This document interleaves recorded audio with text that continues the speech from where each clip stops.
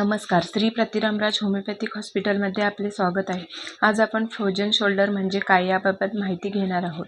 Frozen shoulder ही एक वैद्यकीय स्थिती आहे जी खांद्यांच्या सांध्यामध्ये कडकपणा आणि वेदनाद्वारे चिन्हांकित केली जाते.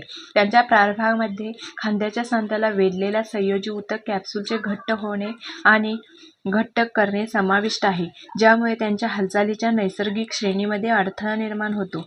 फ्रोजन शोल्डर रोग सामान्यतः हळूहळू विकसित होतो आणि तो 3 टप्प्यात विभागला जाऊ शकतो. फ्रोजन शोल्डरची लक्षणे: खांद्यांच्या सांध्यातील वेदना आणि कडकपणा, विशेषतः हळूहळू वेदना सुरू झाल्यामुळे लक्षात येते. खांद्यांवर हालचालीची मर्यादित श्रेणी, वेदना आणि अस्वस्थतेमुळे झोपेच्या पद्धती विस्कळीत होतात. रात्रीच्या वेळी वेदना तीव्र वाढते. कारणे: फ्रोजन शोल्डरचे नेमके मूळ अज्ञात राहिलेले आहे, तरीसुद्धा विशिष्ट घटकामुळे ही स्थिती विकसित होण्याची शक्यता वाढते. वय आणि लिंग आणि विना शस्त्रक्रिया उपचार घ्या. संपर्क: 94 23 84 29 84 87 62 011 786. धन्यवाद.